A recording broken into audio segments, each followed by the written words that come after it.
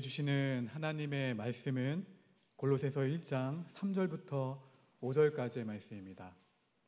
골로새서 1장 3절부터 5절까지의 말씀입니다.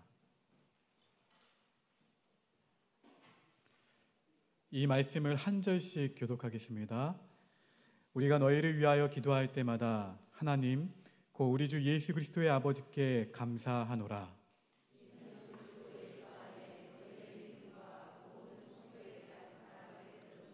함께 있습니다. 너희를 위하여 하늘에 쌓아둔 소망으로 말미암음이니 곧 너희가 전에 복음 진리의 말씀을 들은 것이라. 아멘. 할렐루야. 네, 앞뒤 좌우분을 이렇게 고백합니다. 예수님 때문에 행복합니다.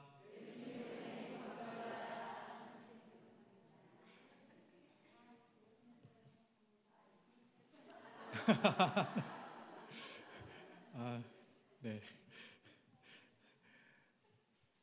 올라오시면서 유현재 집사님 기도 부담 많이 가지셨던 것 같은데 잘하시네요. 네. 제가 아무 말도 안 하고 그냥 확 올라왔는데 네, 계속 시켜야 되겠습니다.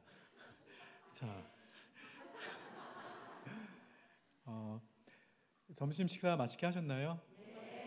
네, 수고해주신 여신분들께 진심으로 감사합니다.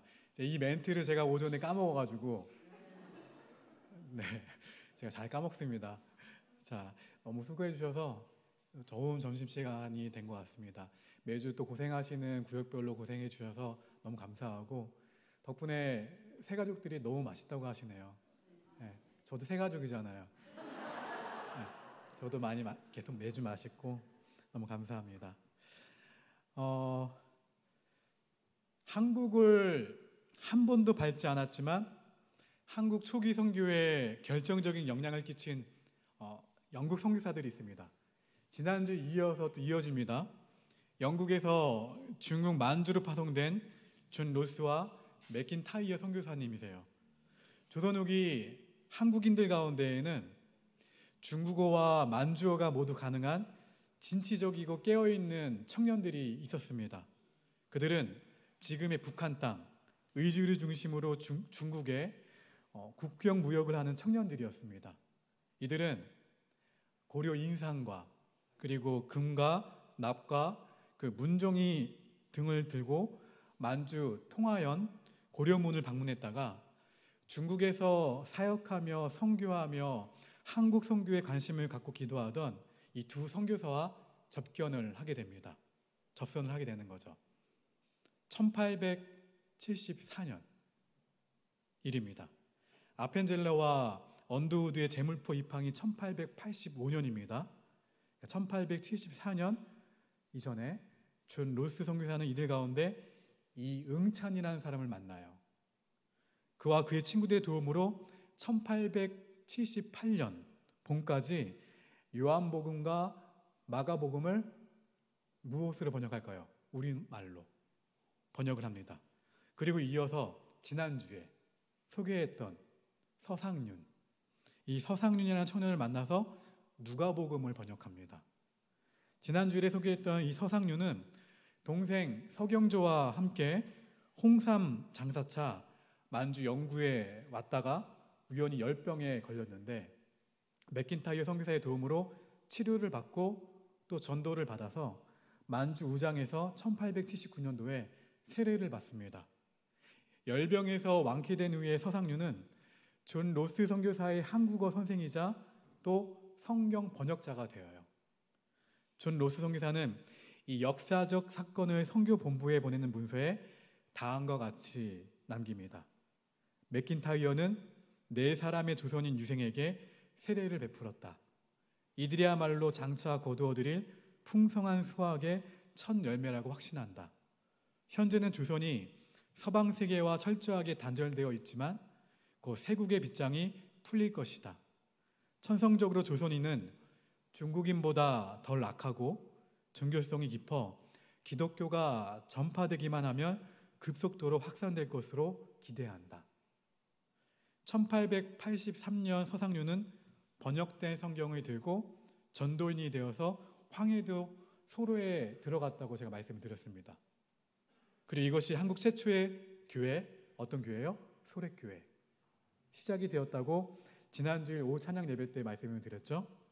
한국 선교가 한국 땅을 한 번도 밟지 않은 영국 선교사들에 의해서 시작된 것처럼 오늘 우리가 함께 묵상할 골로새 교회도 골로새를 한 번도 방문하지 않았던 사도 바울에 의해서 시작이 되었습니다.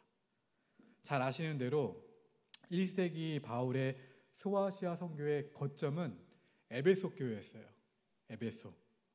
바울은 2년 이상 이 에베소에 머물면서 소아시아 각 지역에서 오는 사람들에게 복음을 전하고 제자 훈련을 했습니다.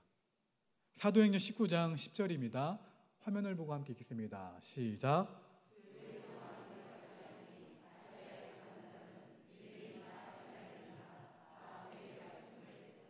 아멘. 이때 골로새에서 서쪽으로 160km 떨어진 에베소에 와서 사도 바울에 의해 복음을 듣고 훈련받은 제자 가운데 골로새 사람 에바브라와 그리고 여러분이 잘 알고 있는 빌레몬이 있었을 것으로 추정이 돼요. 바로 이들에 의해서 어느 교회가 세워질까요? 당연히 빌레몬 출신이니까 빌레몬 교회. 아니 골로새 교회. 죄송해요. 자, 골로새 교회가 설립되어서 골로새 지역의 복음의 열매를 맺은 것입니다. 우리 골로새서 1장 6절과 7절 읽어봅니다. 시작. 이 복음이 이미 너희에게 이름에 너희가 듣고 참으로 하나님의 은혜를 깨달은 날부터 너희 중에서와 같이 또한 온 천하에서도 열매를 맺어 자라난도다. 이와 같이 우리와 함께 종된 사랑하는 에바브라에게 너희가 배웠나니 그는 너희를 위한 그리스도의 신실한 일꾼이요. 아멘.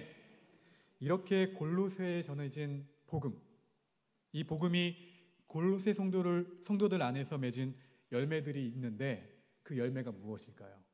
궁금하시죠? 자, 따라합시다. 복음의 열매는 예수 그리스도 안에 있는 믿음이다. 할렐루야. 예수님 안에 있는 믿음이에요. 그게 열매예요. 열매. 믿음의 열매. 오늘 말씀 제목이 뭡니까? 믿음, 소망, 아니죠? 믿음, 사랑, 그리고 소망. 자, 성도들의 영적 건강을 위해서는 3대 영적 영양소가 필요해요.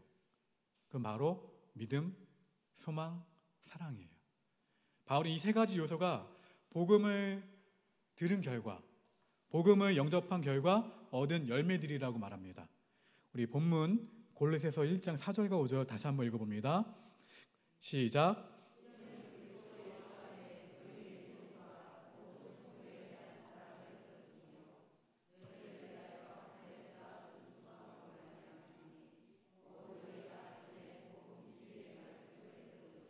아멘. 4절의 믿음과 4절의 사랑과 5절의 소망에 한번 밑줄 한번 그어보세요.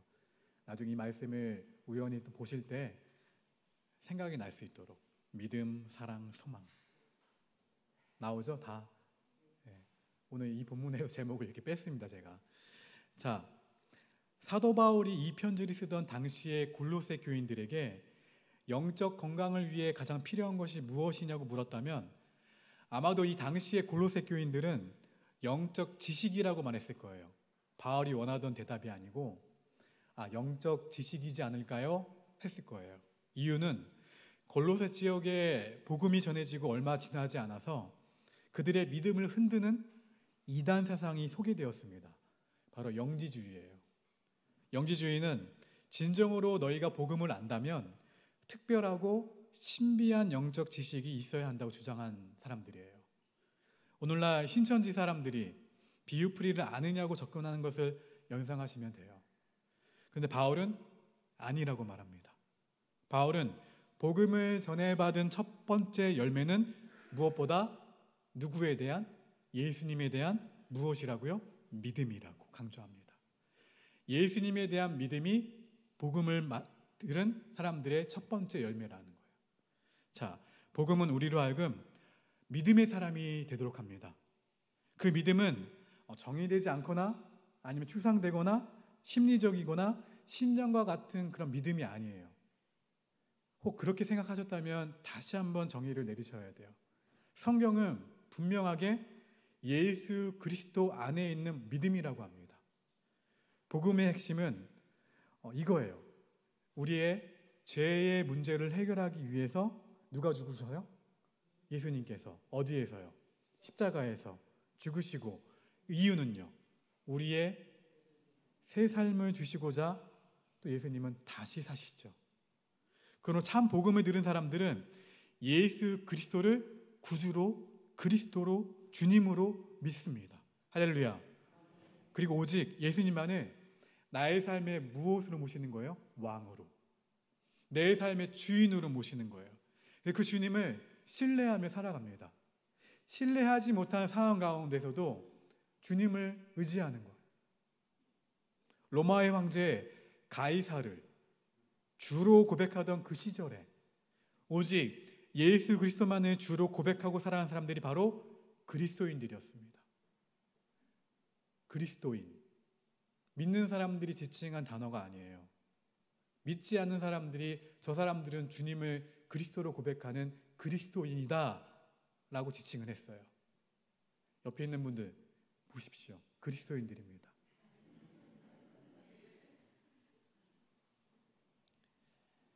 그들은요, 이 당시에 돈이나 권력을 믿지 않았습니다. 그리스도인으로 불려지는 것을 되게 자부심을 가졌어요.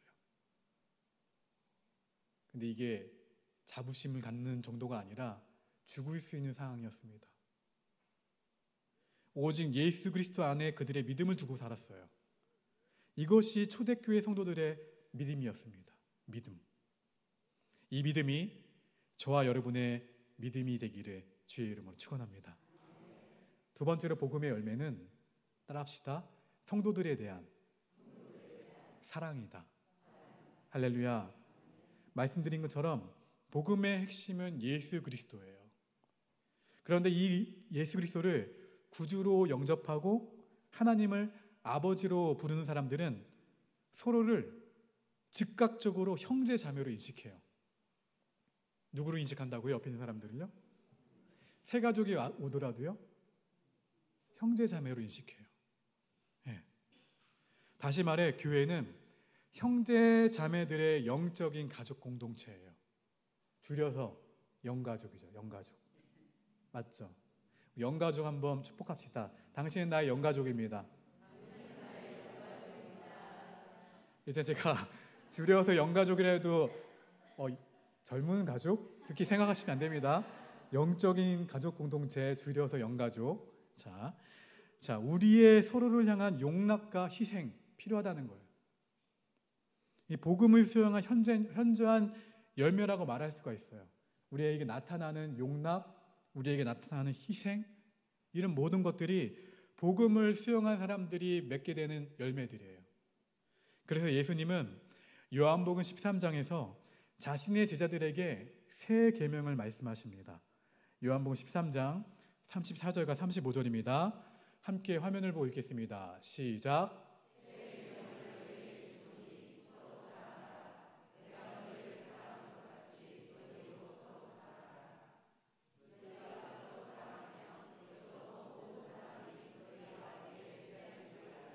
할렐루야. 골로새 교회가 실천한 그 사랑의 모습을 생생하게 또 증언하는 짤막하지만 감동적인 서신이 하나 있어요. 아까 제가 실수해서 말해버렸었는데 빌레몬서예요. 자, 이것을 이야기하고 싶어서 너무 급하게 얘기했나 봐요. 빌레몬서 시작입니다. 빌레몬서 1장 2절. 내 집에 있는 교회에 편지하노니라고 시작해요. 빌레몬서는요. 골로새 교회는 아마도 어디에서 시작했을까요? 빌레몬의 집에서. 구역의 교회 형태로 아마 시작이 되었을 거예요. 목장의 형태로 시작이 되었을 거예요. 대부분의 교회들이 교회를 짓기 전에 어느 가정에서 또 예배를 드리며 시작이 하잖아요. 그것처럼 빌레몬의 가정에서 이 빌레몬 교회는, 골로새 교회는 시작이 되었습니다. 그런데 골로새 교회의 중요한 결단의 시간이 다가왔어요. 일찍이 이 집의 노예였던 오네시모라는 사람이 있는데, 오네시모가 주인 빌레몬에게 재산상의 피해를 입힙니다. 그럼 어떻게 했을까요? 당연히 도망갔어요. 어디로 도망갔냐면 참 멀리도 갔습니다. 로마로 갔습니다. 근데 로마로 도망갔는데 누구를 만납니까? 뜻밖에도 바울을 만나요. 로마 옥중에 있는 바울로부터 또 편지 한 통이 또 찾아옵니다. 그것이 바로 빌레몬서예요. 오네시모가 로마에서 바울을 만나 예수님을 믿고 그리스도인이 되었으니 이제 그를 어떻게 하라? 용서하라. 그리고 어떻게 하라? 한 가족으로 받아달라는 바울의 부탁이었습니다. 우리 빌레몬서 1장 10절부터 12절까지의 말씀을 같이 읽어봅니다. 시작. 갇힌 중에서 낳은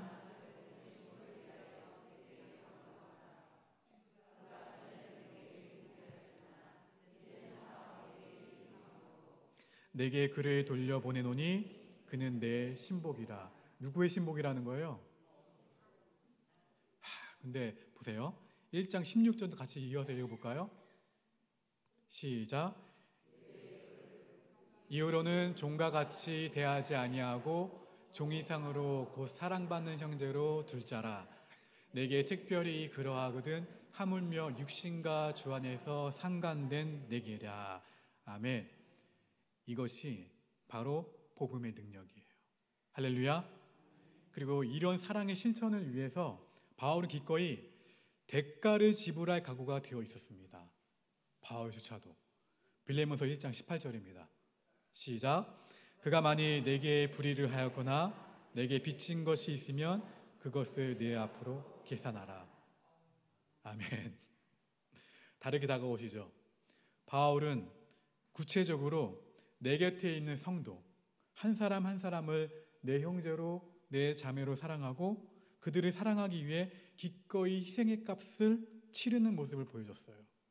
그래서 삶의 보람과 이렇게 삶의 의미를 만들어가는 우리 오폭교회 기대되시죠? 우리는 그런 교회가 참 복음을 소유한 교회이며 복음에 순종하는 교회라 믿습니다. 복음의 열매는 성도들에게 대한 사랑의 실천이어야 하기 때문이 그렇습니다. 여러분, 바울이 골로새 교회를 보고 기뻐하고 감사한 것은 이러한 복음의 열매를 볼 수 있었기 때문에 그래요. 우리 골로새서 1장 3절과 4절 말씀 읽어봅니다. 시작. 우리가 너희를 위하여 기도할 때마다 하나님 곧 우리 주 예수 그리스도의 아버지께 감사하노라. 이는 그리스도 예수 안에 너희의 믿음과 모든 성도에 대한 사랑을 들었으며. 아멘. 우리 옆에 있는 분 이렇게 고백합시다. 마음 담아서요. 어제보다 오늘 더 사랑합니다.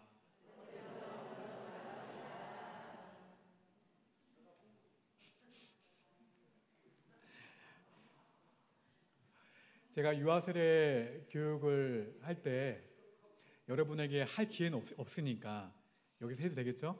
유아세례 교육을 할 때 부모들에게 부탁하는 게 있어요. 잠언의 말씀을 들어서 매를 드는 거 솔로몬이 강조했습니다. 솔로몬이 강조한 잠언을 통해서 솔로몬의 아들들이 잘 되었느냐? 아니에요. 그런데 우리는 어떻게 아이들을 양육을 해냐면 예수님의 방식으로. 그런데 더 제일 중요한 건 뭐냐면 이런 거예요. 혼낼 때는 혼내야 돼요. 어떤 경우인가요? 누군가에게 피해를 줄 때, 위험한 행동을 했을 때는 분명하게 혼을 내야 돼요. 하지만 그 외의 것들은 다 용납하셔야 돼요. 그게 건강하게 아이들을 키울 수 있는 방법이에요. 여러분, 우리는 옆에 있는 분을 얼마만큼 사랑하십니까?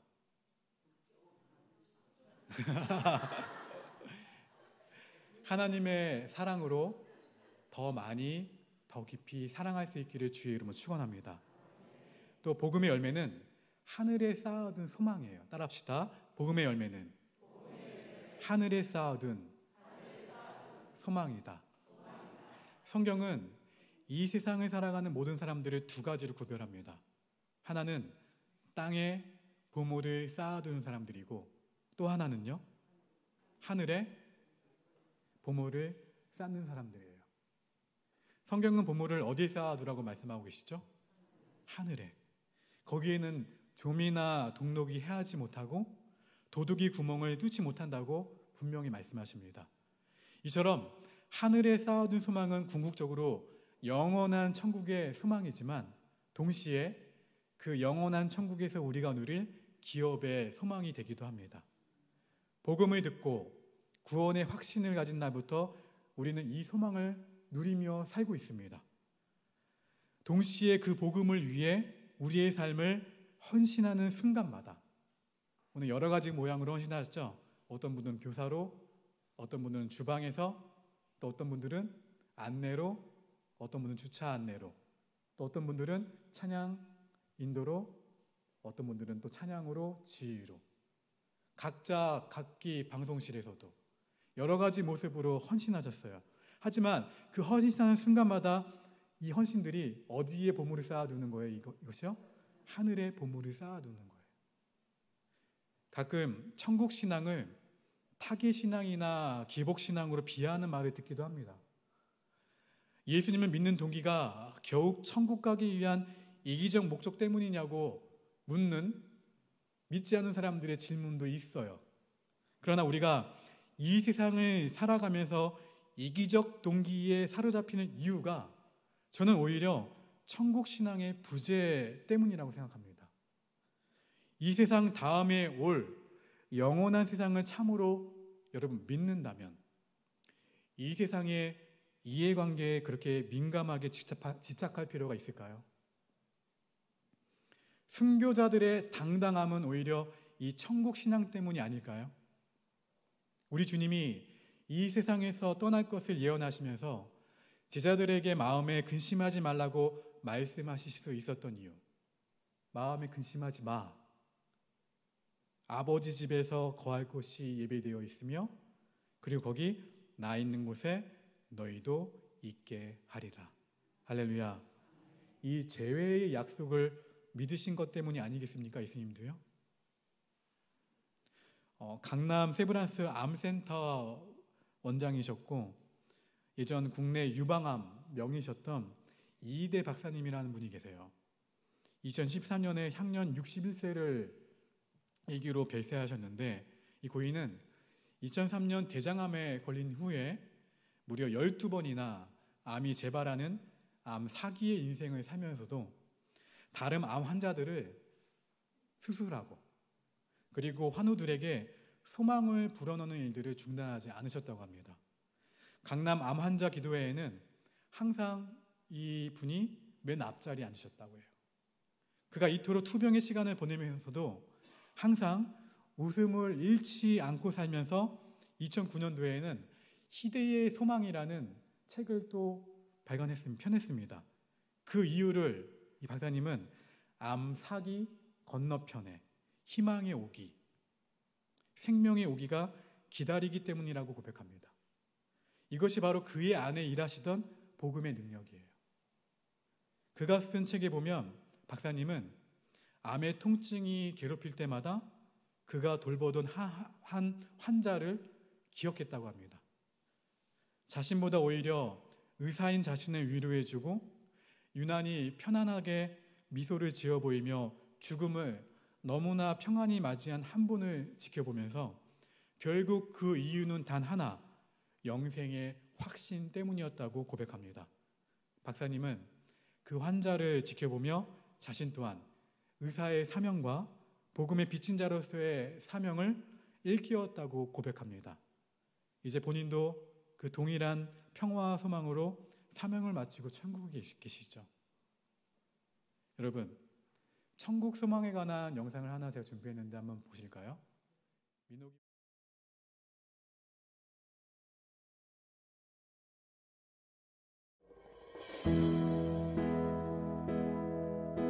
나 지금은 비록 땅을 버타며 살지라도 내 영혼 저 하늘을 디디며 사네.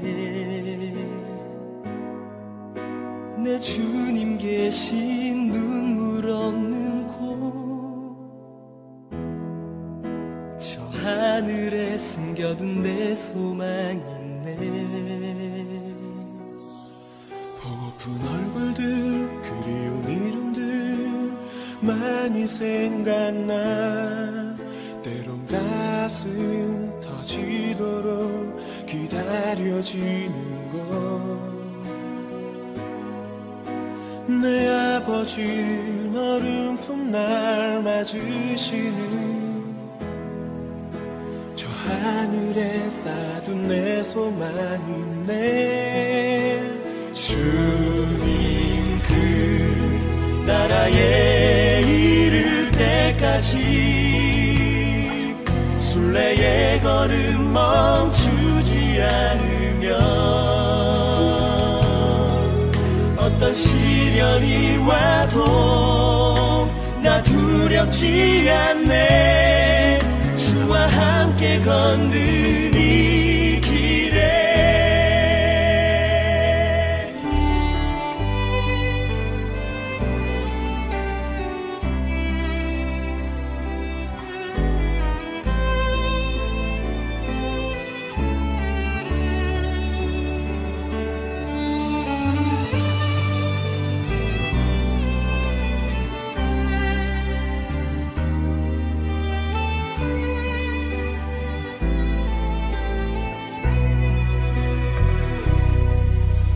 나 지금은 비록 땅을 벗하며 살지라도 내 영혼 저 하늘을 디디며 사네. 내 주님 계신 눈물 없는 곳, 저 하늘에 숨겨둔 내 소망이네.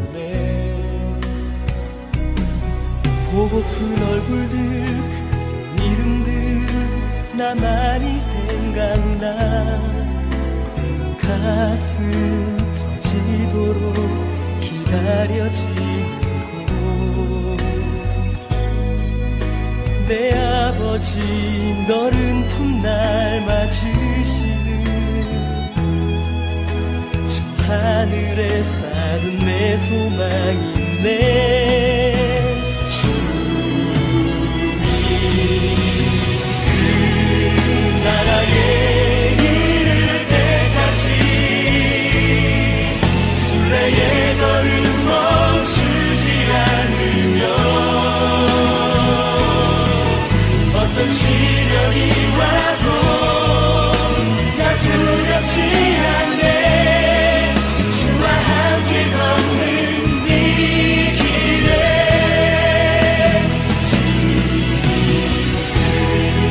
나라에 이를 때까지 순례의 걸음 멈추지 않으면 어떤 시련이 와도 나 두렵지 않네. 주와 함께 걷는 이 길에. 주와 함께 걷는 이 길에. 주와 함께 걷는 이 길에. 우리 함께 걷는 이 길에.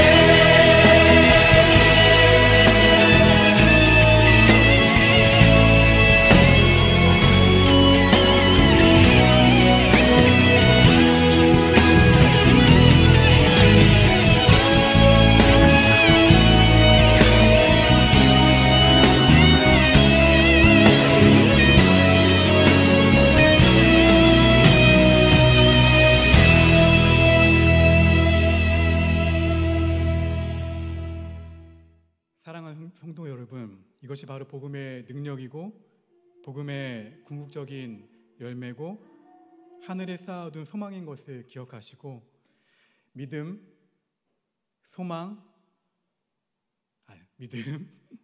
사랑 그리고 소망을 통해 복음의 능력을 삶에서 실천하면서 살아내는 저와 여러분 모두가 될 수 있기를 주의 이름으로 축원합니다. 오늘 주신 말씀을 기억하시면서 함께 이 찬양 불러봅니다. 저 높은 곳을 향하여.